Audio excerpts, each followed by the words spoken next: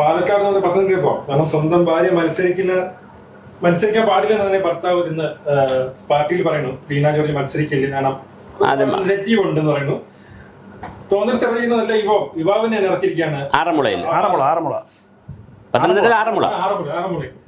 Abin Varkey ഇറക്കിയിരിക്കുകയാണ്. BJP ആളെ കിട്ടാത്തതെന്ന് അറിയില്ല. തിരുവനന്തപുരം മണ്ഡലം സെൻട്രലിൽ നിർത്തുന്ന ആളെ നേരെ പിടിച്ച് ആറന്മുള ഇരുന്നു, കുമ്മനത്തിന് ഇരുന്നു. അബിൻ വർക്കിയെ വെല്ലുവിളിച്ചുകൊണ്ട് വീണ ജോർജിന് ജയിക്കാൻ പറ്റും ആറന്മുള?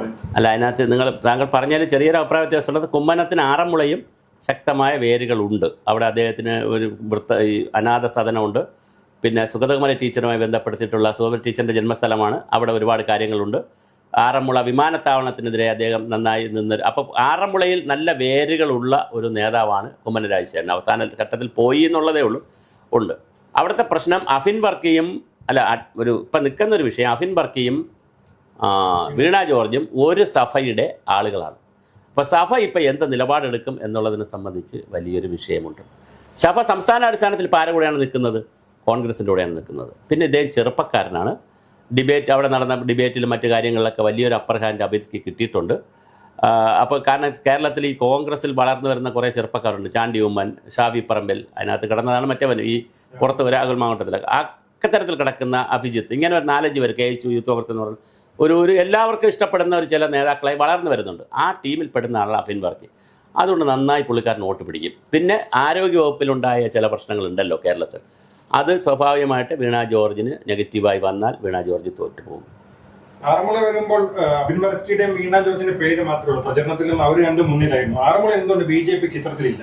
അതിന് 2 കാരണങ്ങളാണ് ഈ ആറന്മുളയെ വ്യത്യസ്തമാക്കുന്നത്. ഒന്ന്, ഈ അബിൻ വർക്കി എന്ന് പറയുന്ന വളരെ ഊർജ്ജസ്വലനായിട്ടൊരു ചെറുപ്പക്കാരൻ്റെ മത്സര രംഗത്ത് വരുന്നു എന്നുള്ളതാണ്.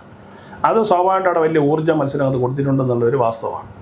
മറുഭാഗത്ത് സാറ് സൂചിപ്പിച്ചതുപോലെ വീണ ജോർജ് എതിരെയുള്ള ആൻറ്റി ഇൻകംസി, അവർക്ക് പേഴ്സണലി സർക്കാരിൻ്റെയും പൊതുവായിട്ട് 2 തരത്തിലുള്ള ആൻറ്റി ഇൻകംസിയാണ് ആറന്മുളയിൽ CPM കാൻഡിഡേറ്റ് നേരിടുന്നത്. മാത്രമല്ല, ഇപ്പോൾ ഈ സഭയുടെ പ്രശ്നം സാർ നേരത്തെ പറഞ്ഞല്ലോ, ആറന്മുളയിൽ ഓർത്തഡോക്സ് സഭയാണ്. ഓർത്തഡോക്സ് എല്ലാ കാലത്തും കമ്മ്യൂണിസ്റ്റുകളുടെ കൂടെ നിൽക്കുന്നൊരു സഭയാണ്. അവർ കോൺഗ്രസിലൂടെ നിൽക്കുന്നൊരു സഭയല്ല.